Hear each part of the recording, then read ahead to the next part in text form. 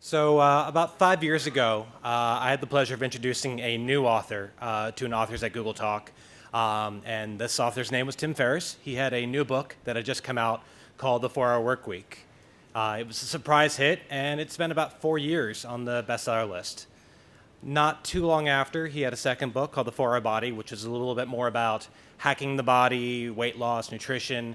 A lot of people I know here at Google have lost a bunch of weight. Myself, I've lost about 20 pounds doing that. So very excited to have Tim here for his new book, The 4 Hour Chef. It's a book that starts with cooking and then goes into food in general. It's also a bit of a primer on approaching any topic and learning it towards mastery. And Tim's here to talk about the book, but also about the other topics, and we'll have a lot of time for Q&A.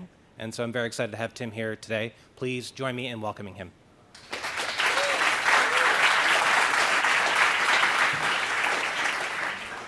Thank you, kind sir. Trevor was subjected to some of my experimentation also throughout this book with respect to food, which in the beginning was not very pleasant at all. So it's been fun to visit Google as many times as I have, and certainly in the first visit I had a lot more hair and many fewer book sales.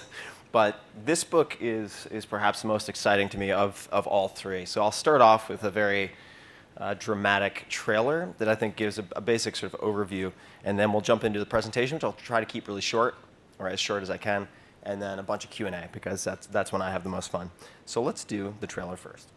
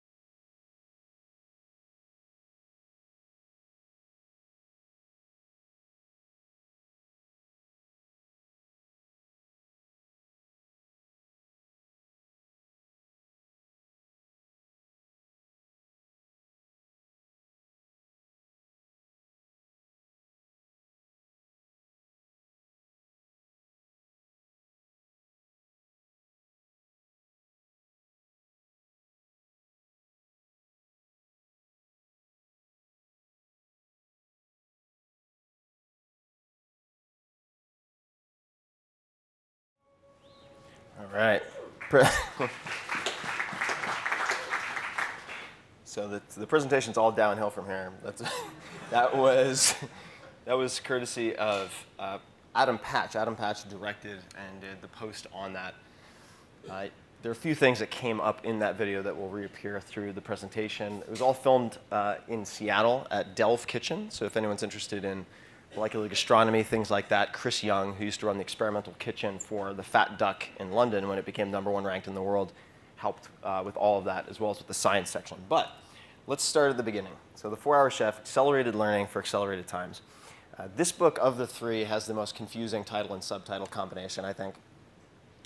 And that is because for the last 4 or 5 years, my readers have been asking me for a book on accelerated learning, mostly because of my talk about smart drugs and language acquisition and things like that. The problem is writing a book on learning without a good context is really boring to read and even more boring to write. So I ultimately chanced upon thinking of cooking for a few reasons. The first was it was a skill that I had quit many times before. I had failed at it many, many times before, despite trying, much like swimming, which was covered in the 4-Hour Body. Secondly was, I think as many people feel these days in a digital world, there was a certain sense of angst that I felt every time I closed my laptop. I'd accomplished a lot of work, but I had nothing physical to show for it. And I really wanted to reclaim my manual literacy and build physical things. And I thought that would be woodworking, but there was always an excuse not to go to Oakland to do it, and I didn't want some crappy birdhouse in my living room anyway. And I saw my girlfriend cooking one night, and I said, that can be my dojo. That can be where I learned to use my thumbs for something besides the space bar. And it turned out to be really life-altering for me to reclaim that part of myself.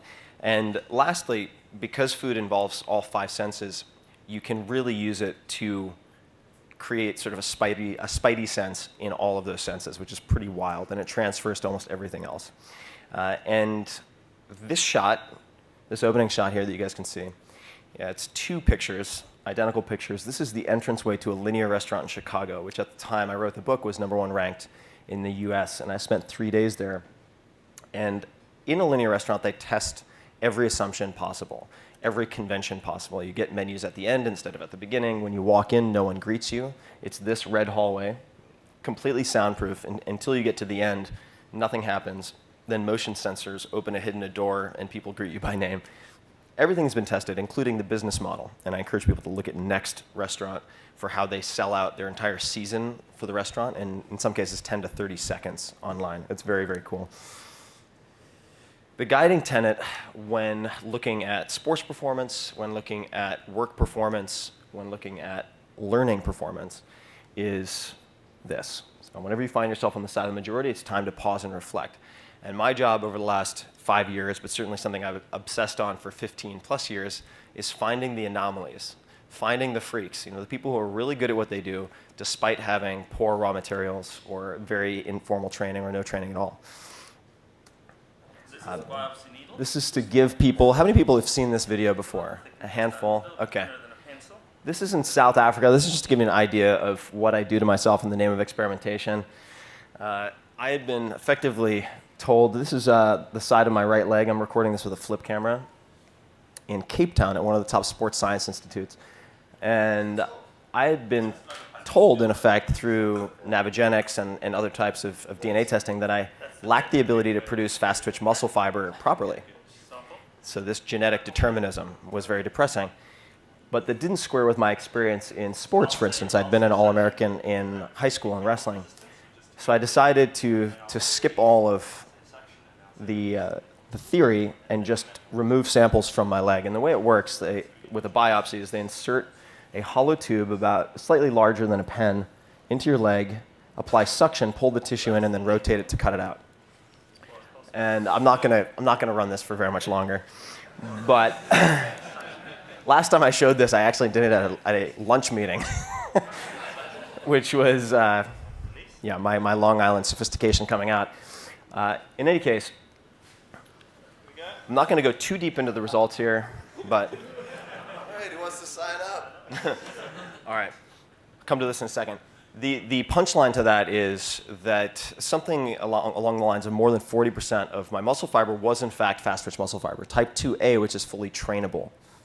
So the raw materials you start with, perhaps the skills that you've put on the shelf because you couldn't master them or couldn't even get started learning them, do not seal your fate.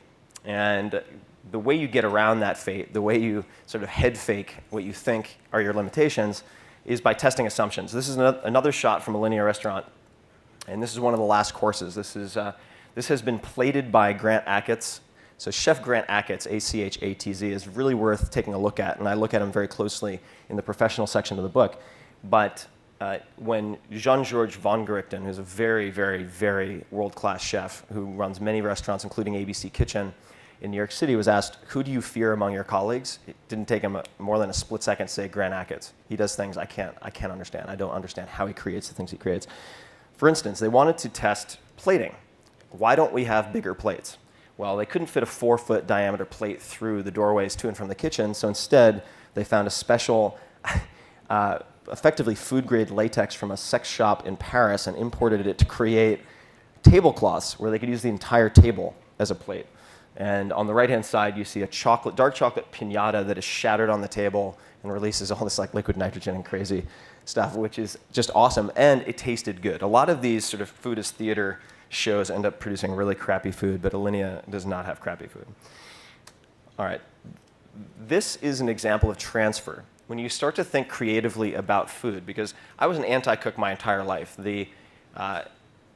Even a few weeks prior to starting research for this book, I had 2 friends who were very good cooks come over to help cook dinner. They said, grab the wine, we'll talk about business, catch up.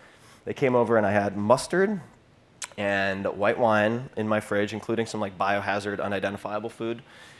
And they asked me where my olive oil was, and I said, olive oil, oh, it's in the freezer. It's in the freezer. Why is there olive oil in the freezer? I really was starting from ground zero. And when you start to think about food creatively anything creatively, it transfers. So this was about halfway through my meal at Alinea. We had been stuck in design gridlock on the cover, and it just came to me after one of their more inventive dishes that the cover could be something like this on the left, which I sketched out, and then it turned into the final cover. So even if you hate cooking, hopefully you love food, and taking even a week to experiment with all of those senses in the kitchen, even if you stop after that week, will take a lot of your life that is currently in black and white and turn it into high def, which is a really cool effect that is persistent. All right, this is something you saw in the trailer. This is one of my old friends when I inhaled something through nasal inhalation. This is vasopressin, which is an antidiuretic hormone. It's prescribed as desmopressin to kids, in some cases, who bedwet past a certain age.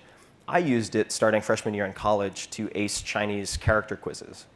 And it has very interesting applications to short-term memory. So I would take 2 shots and flip through a book almost as quickly as I could turn the pages and score 95 to 100%. It was pretty cool.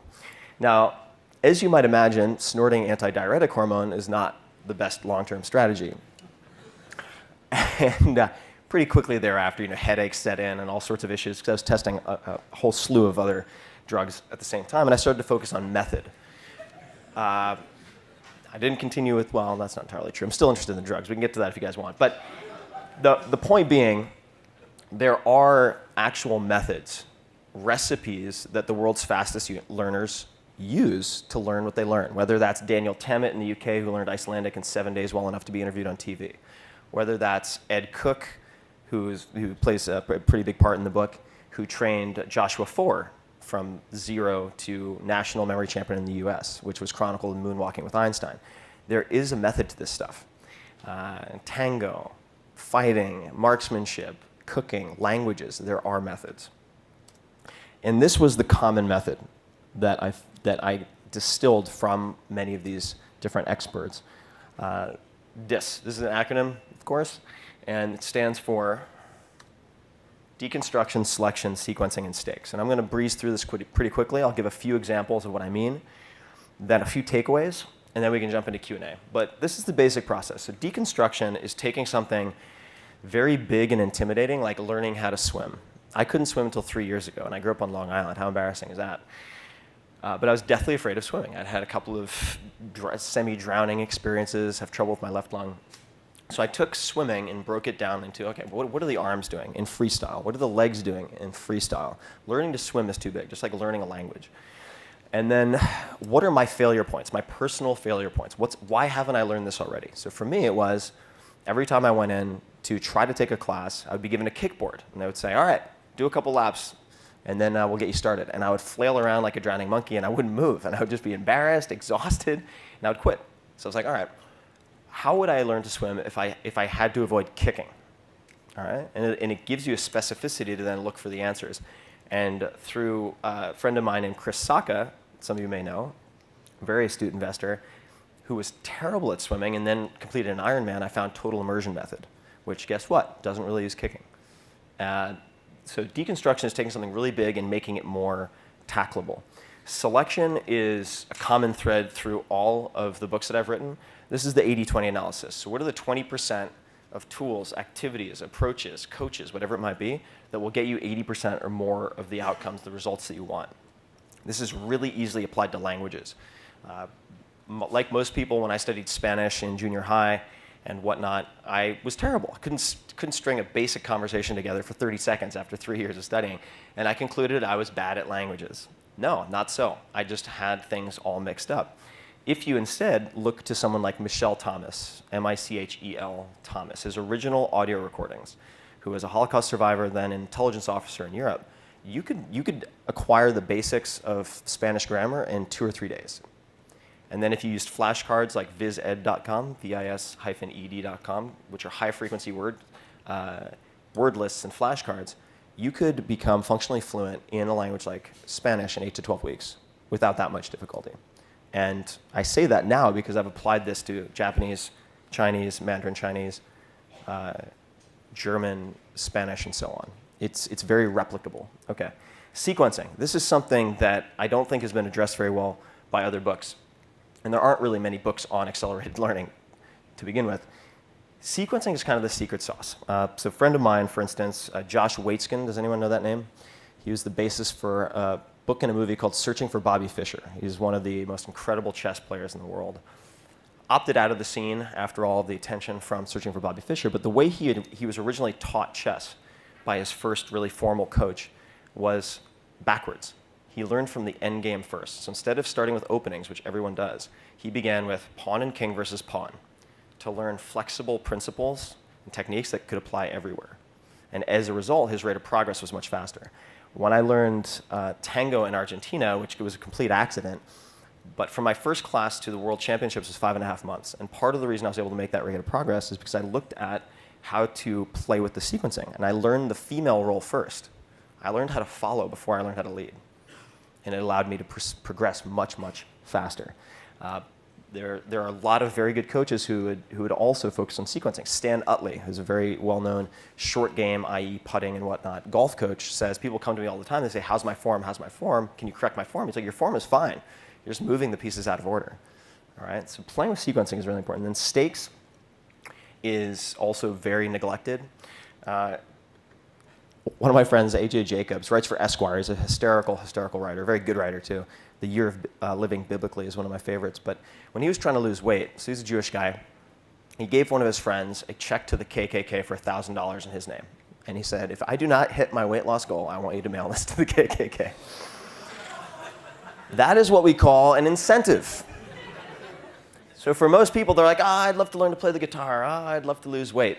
But if you fail at those things, nothing happens. You don't get fired from trying to learn the guitar. You just don't do it.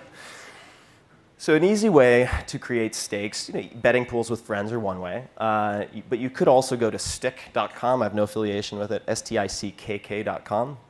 It was originally set up by, or conceived of by a Yale professor as a commitment store. Here's how it works. Take an amount of money that would be painful to lose, because you work a lot harder to avoid the stick than you will to get the carrot.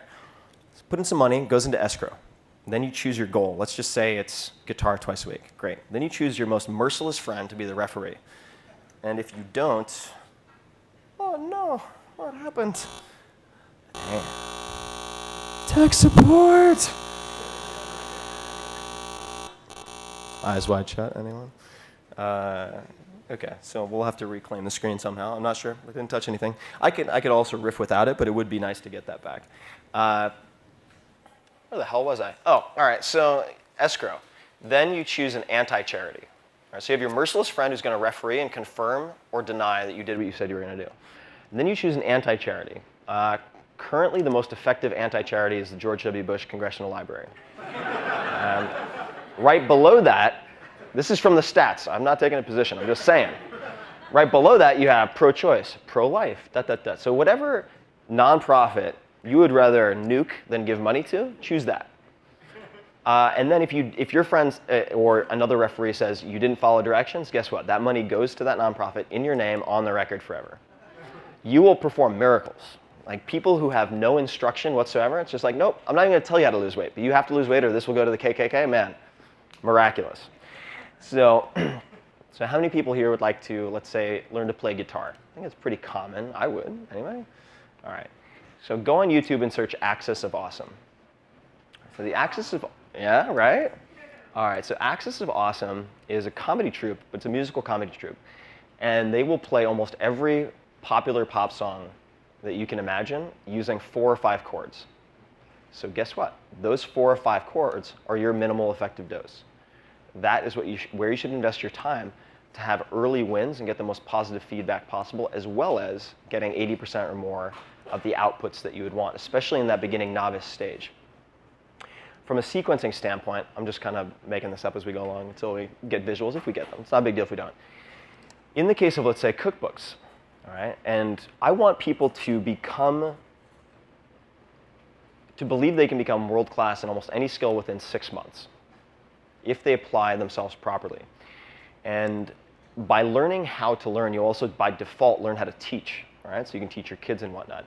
One of the ways that you'll notice this has been taught indirectly through the book is fixing some of the common problems with cookbooks. Many how-to books in general are written to be convenient for the author to write, not a logical progression for the reader, okay? So why do people quit cooking? Let's say What? Knife skills, very, really, really common reason for people quitting. Why? Because they're introduced too early. All right? So there are ways to postpone it at a point when the student will be ready. Additionally, I don't care about why people pick cookbooks up. I care about why they put them down. And what I did right from the outset, before even starting writing, is I polled my Facebook and Twitter followers to identify the 5 or 6 most common reasons people quit. So what do we have? Shopping, too much cleanup, too much expensive gear, etc. And it's very important, whether you're trying to lose fat or whether you're trying to learn something quickly, to only adopt one new behavior at a time. All right? So if you guys take anything away from this, let it be, well, first 80-20, and then secondly, one behavior at a time. So if you look at, let's say, the research that BJ Fogg has done at the Persuasion Lab at Stanford, or really anywhere else, if you try to take, for instance, people who are over the age of 50 and teach them to quit smoking by texting, your failure rate's going to be sky high because you're trying to teach them 2 new habits, texting and quitting smoking. Yay. When most people try to learn to cook, what are they in fact doing? Just ignore this, ignore this. They're not trying to adopt one new behavior. They're trying to adopt grocery shopping. And of course, they don't know where anything is because they never do it, so it takes them an hour longer than it should. Then prep time. Pain in the ass, especially if you don't know knife skills. Then cooking, then cleanup. Of course everybody gives up. Of course. That's like, I want to lose, I've never lost weight before, I want to lose weight. Great, I'm going to go to the gym 7 times a week. I'm going to change all my meals. I'm going to get the most expensive personal trainer I can find, and then add 2 more to that. Yeah, of course it fails. So side note, if you want to lose fat quickly, 30 grams within 30 minutes of waking up is the first change you should make. That's how my dad started. He went from 5 pounds of average fat loss per month to 17.85 in the first month, and then lost a total of more than 90 pounds. So just a protein shake, first thing when you wake up. Don't even change your meals. If you have a lot of weight to lose, don't exercise for the first 8 to 12 weeks. Okay, the grammar of any language. This is the 80-20 of language learning. There's a fascinating guy, I talk about him briefly in the 4-Hour Chef, named Cardinal Mezzofanti. Anyone heard this name before? All right, so Cardinal Mezzofanti is a hyper polyglot. By some accounts, he spoke 72 languages. He's been tested pretty well in at least 32. It's actually a book about a lot of this stuff called Babel No More, I believe it is, which is outstanding. The way that he learned these languages without using really any written materials to speak of was he would have native speakers translate the Lord's Prayer into their native language. And in that tiny little Lord's Prayer, he could pick out almost all of the most important grammatical constructions of the entire language. I actually ended up doing the same thing, but with 13 sentences, okay? So in effect, just to make language, because it's so intimidating to people, graspable, like if you can translate these 13 sentences, you have enough grammar to have a pretty long conversation, assuming that you then add in the words you need. And if you study something called the link word mnemonic, there are different types of mnemonics. The link word mnemonic by Grunberg, G-R-U-N-E-B-E-R-G, you can learn 200 to 300 words a day without too much trouble. And then if you consider you need about 1,200 words to seem fluent, like a week or 2, you're off to the races. I'm not kidding. All right, this is my Muppet face, as my girlfriend calls it. And this is to illustrate, I guess I don't need that, the minimal effective dose in terms of gear. So one of the things that I always found very frustrating about cooking, they'd be like, okay, you're ready, excited, you're enthusiastic, let's kill that enthusiasm, because you have to buy $4,000 worth of stuff. And you don't even know if you're going to keep cooking, but have fun with spending that money. And that's like, oh, you want to try cycling? Like, here, buy this $4,000 Tour de France carpet. Like, it just makes no sense. So if you look at a few of the things I have here, this is about all you need to cook really well. For part of the research, I went to the Oberoi Grand in Calcutta, India, met with one of the best chefs in the country. He did all of his prep with a $20 Victorinox knife and 2 stainless steel pans. You could buy all of that for like 35 bucks, 40 bucks in the US. Here you have microplane on the left-hand side. You have the Rada Cutlery Cleaver, which is a $9 to $12 knife, which is perfect for learning knife skills. Do not spend a fortune on knives until you've decided you're actually going to continue cooking. Then you have that blue towel, which I found through Tom Colicchio's gang. That is a surgical lint-free Huck towel. It's not designed for cooking. It's designed for hospitals. They're about $1 a piece. They're gold. They can be used for a million different things. Then you see that little vegetable peeler. That is a Kuhn-Rikon vegetable peeler. The Star Peeler was the original version. A guy named Joe Eads sold millions of them in Union Square in New York City. Find videos of him online. It's amazing. Then a couple of silicone spatulas, a a probe thermometer, super critical. If you never want to undercook or overcook food ever again, just get a probe thermometer. Like when in doubt, cook it to 140 and you're fine. There are a couple of exceptions. Then a Peltex, which is like a slotted fish spatula, and then a cast iron Dutch oven. That's pretty much all you need, and you could start with a lot less. On the right-hand side, any coffee geeks, there's got to be at least one or two. All right. So I spent a few days with Stephen Morrissey, who was the 2008 World Barista Champion. Works at Intelligentsia Coffee now. Also helped design the coffee program at 11 Madison Park, which has become a big selling point for 11 Madison Park. So here are some of the things we tested. I'll just give you, I'm not going to go through each one, but if you want to make a really amazing cup of coffee and you don't want to get too stuck in the weeds, here's my recommendation. For 1 or 2 people, all you need is an AeroPress. It's designed by a mechanical engineer out of Stanford who also developed the Aerobie, that Frisbee. Same guy. AeroPress, and then get obviously good coffee. Get a conical burr grinder, which does not have to be expensive. You could get a Hario hand grinder or a Porlex. They're probably 20, 30 bucks a piece.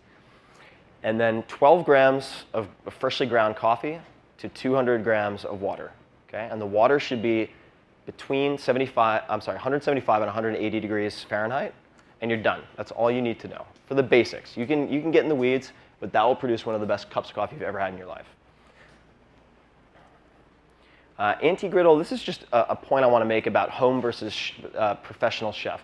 Professional chefs need fancy gear in some cases because they have to produce 100, 200, 300 of the same dish a night, and they have to be extremely consistent. At home, you can create the same thing, but use like a super ghetto MacGyver approach. So there's something called the anti-griddle, which is manufactured by a company called Polyscience, and it's used at Alinea. It's a surface that can be lowered to about a negative 40 Fahrenheit. Okay, and you can make all sorts of crazy stuff.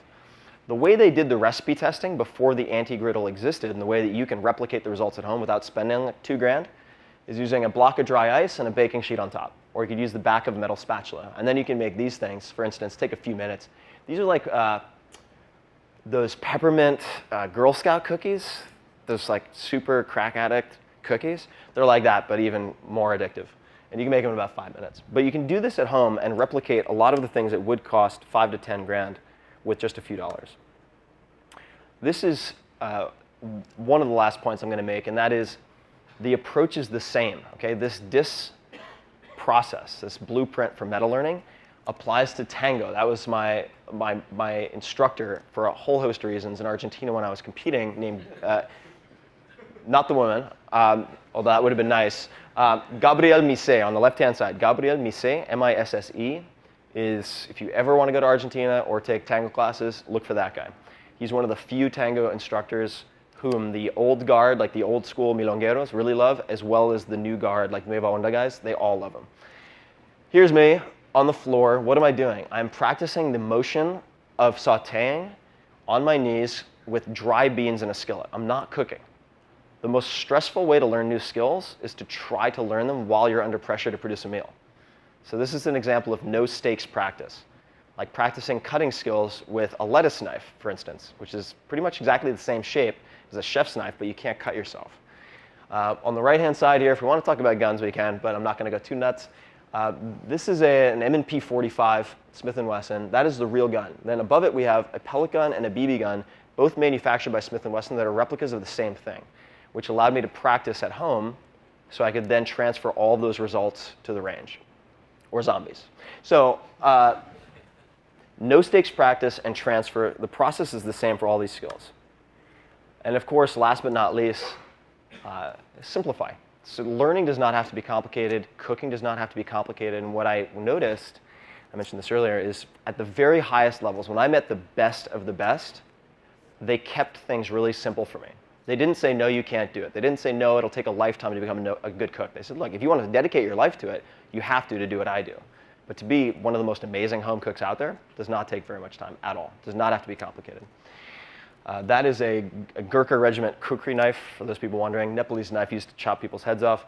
That is related to simplification because the act of deciding to simplify, decision is related to incision. Decision is removing possibilities, applying positive constraints, like the 80-20 analysis. So I'll end with one example of simplicity. This is an ash cake. All right, so these are cakes. They're like scones made from acorn flour, cooked directly on a bed of coals. And this was done in the Santa Cruz Mountains with an incredible guy named Cliff Hodges, who actually has engineering degrees from MIT, but runs a company called Adventure Out in Santa Cruz. You guys should all check it out. Made these, brush off some of the ash, the most delicious scones I'd had in years, and it was done right on a bed of coals in the mountains. Okay, so find the elegance in the chaos and simplify to the extent possible. And that is the end of my presentation. So, thank you.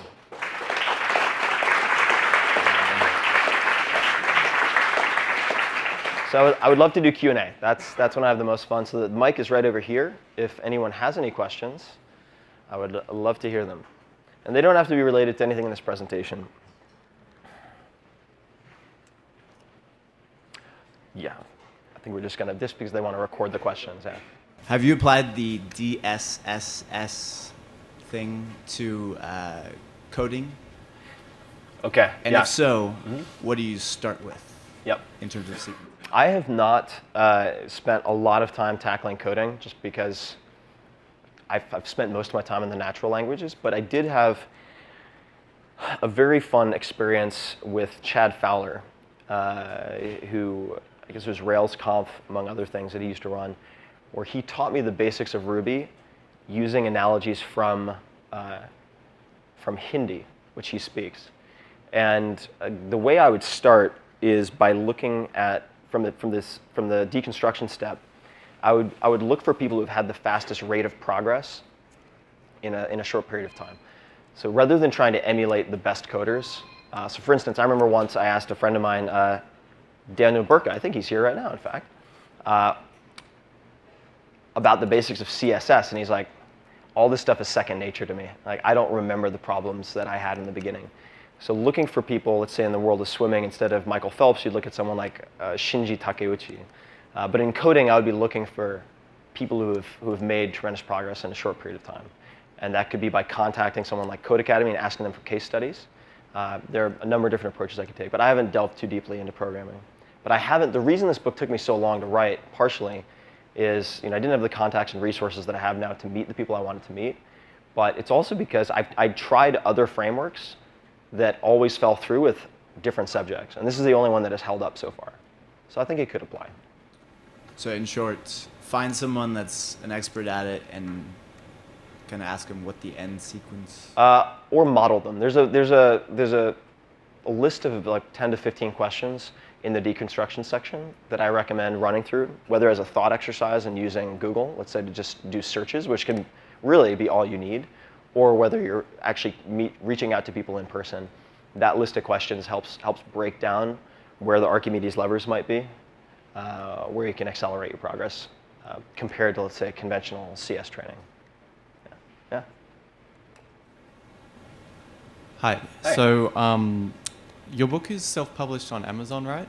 And not in bookstores? It is published. It is the first major book through Amazon Publishing. So it's not self-published. This is a confusing aspect of it because Amazon has so many options. Amazon Publishing is based in New York and competes directly with all of the other major publishers. So they sign authors and provide advances and do all of that stuff, which is why there's been such a strong response, positive and negative.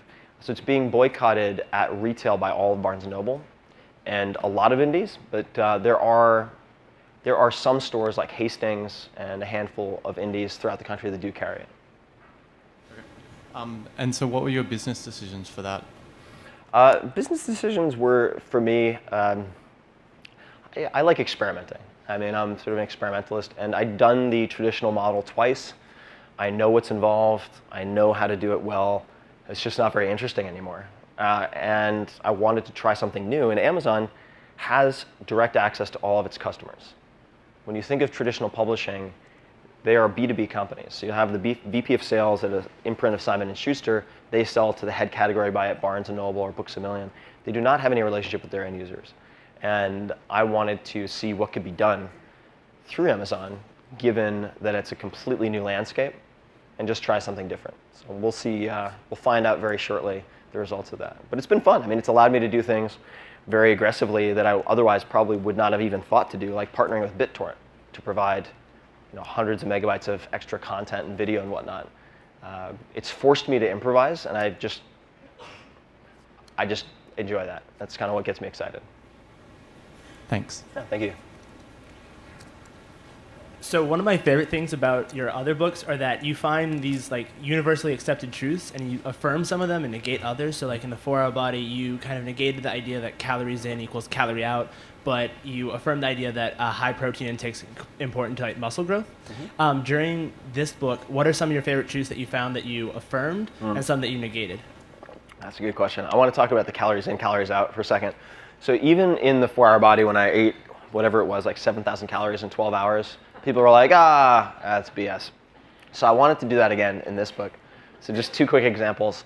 One was I connected with some competitive eaters, like the number 2 ranked guy in the world and a few others, and had a Vermonster eating competition with a bodybuilder. So the Vermonster is this thing from Ben & Jerry's. It's 14,000 calories, 500 grams of fat, ice cream, bananas, brownies, cookies. It's just beyond excess.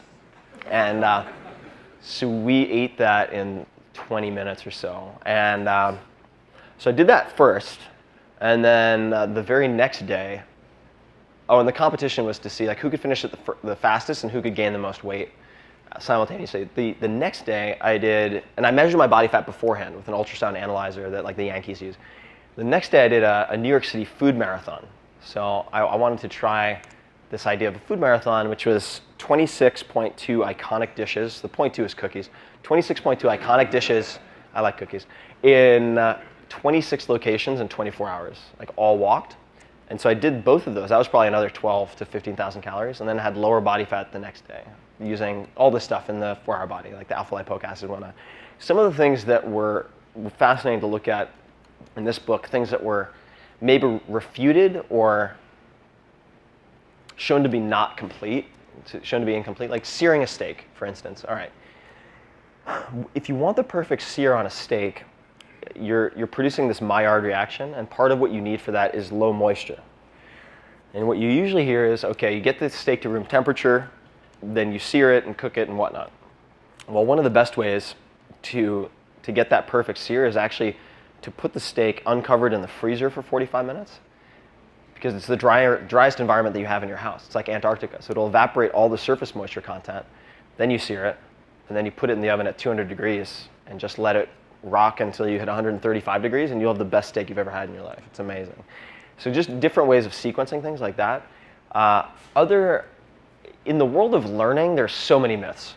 And partially because those myths are very profitable to commercialize. Right? So the idea that children learn languages faster than adults, so you should mimic how children learn languages. Nonsense. Like, have you talked to a 3-year-old recently?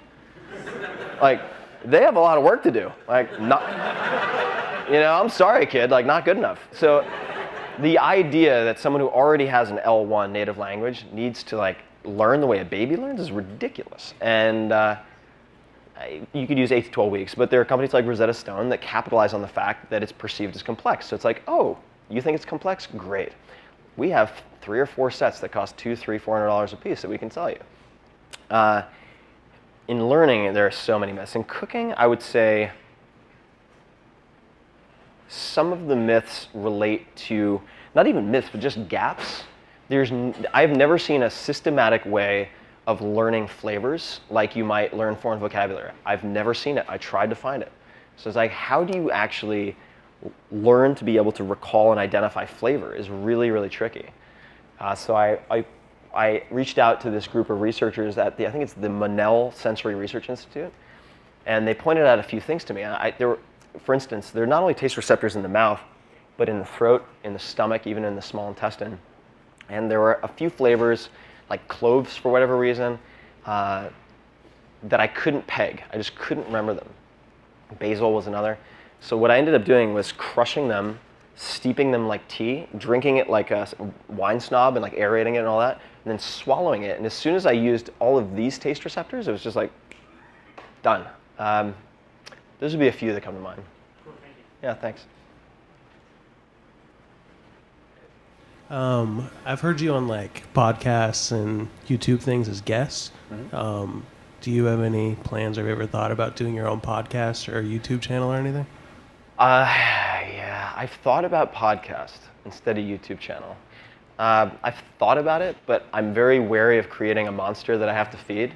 Like, if I enjoy, like, oh, this is awesome, like every week or every day, like doing a podcast, having amazing guests, I think it would be fun until I decided that I wanted to take a break and then had to perhaps face the backlash.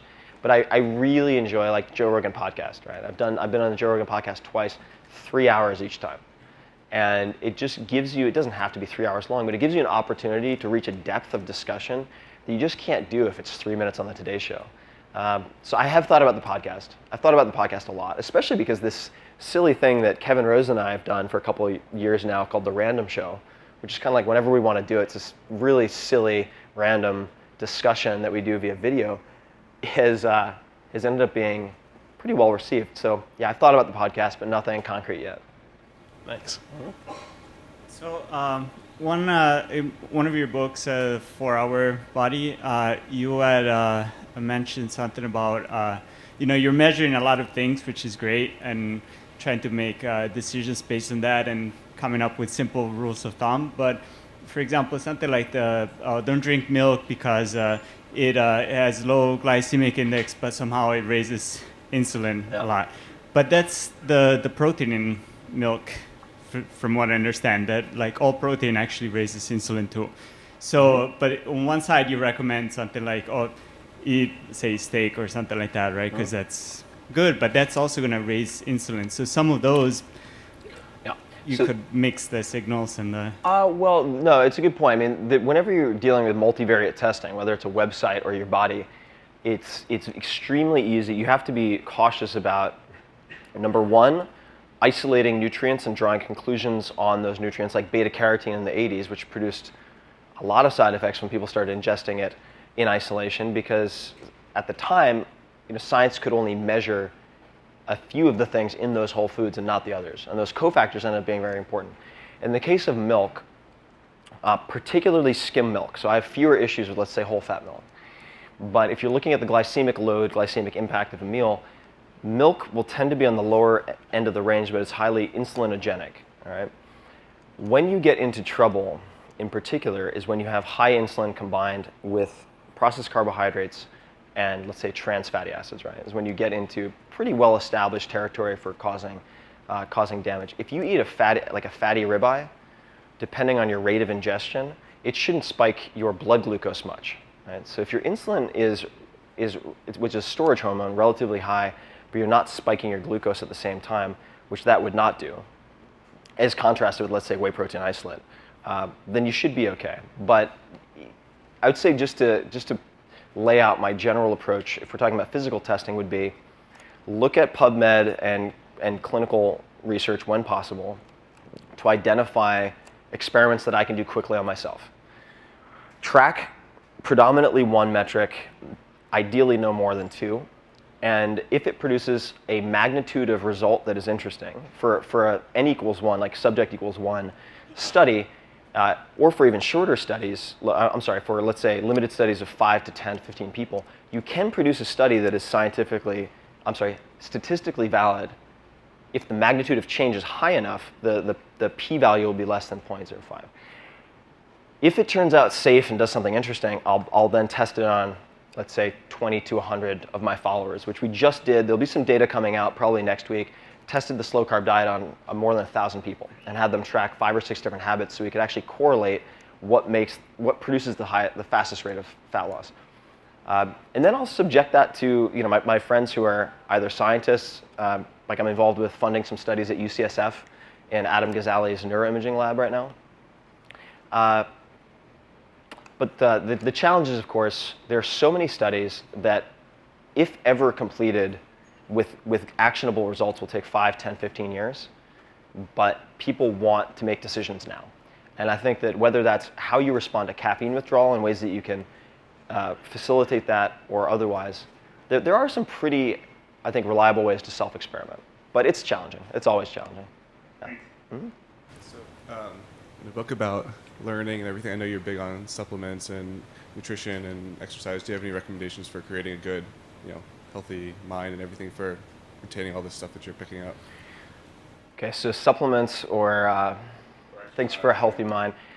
Yeah, I do have some recommendations. It depends on how far you want to push it. I'm pretty aggressive, so I've tried everything. I mean, like modafinil, I'm like, it's all right. But like, there's some really crazy stuff you can do if you want to get really aggressive. That's Provigil, very popular among CEOs in Silicon Valley.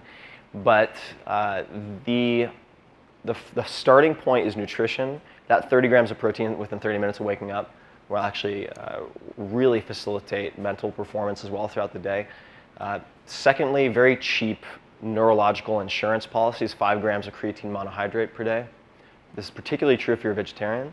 That has been shown, and this is in clinical research, to be very promising treatment for minimizing the symptoms of, or in fact, delaying the onset of neurodegenerative diseases like Alzheimer's, Parkinson's, etc.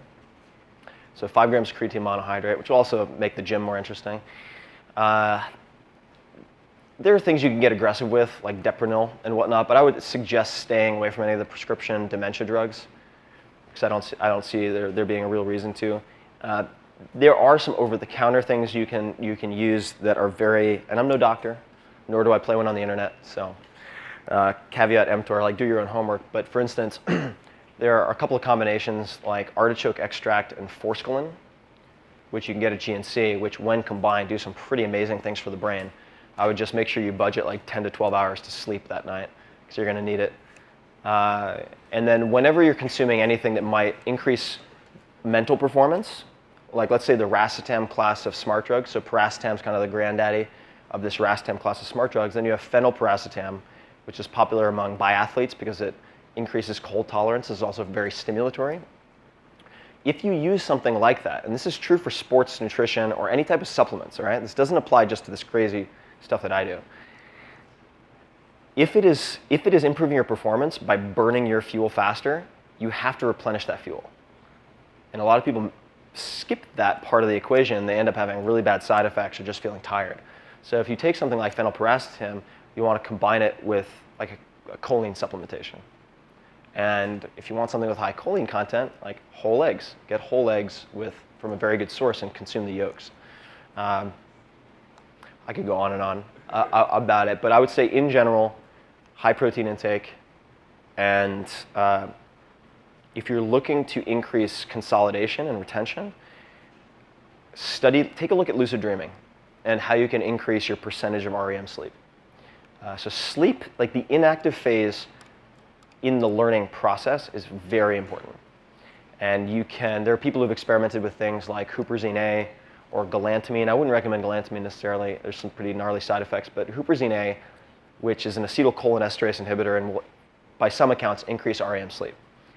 So you can actually end up accelerating, let's say, your retention of foreign vocabulary, which is pretty cool. There are also flotation tanks like around the Bay Area, like sensory deprivation tanks, which have some really cool applications for accelerating stuff like that, which require no drugs, maybe a plus. So yeah, those are a couple of ideas. Awesome. Yeah. Thank you. Appreciate Yeah, of course. Let's all thank Tim for coming. Cool. Thanks for coming out, everybody.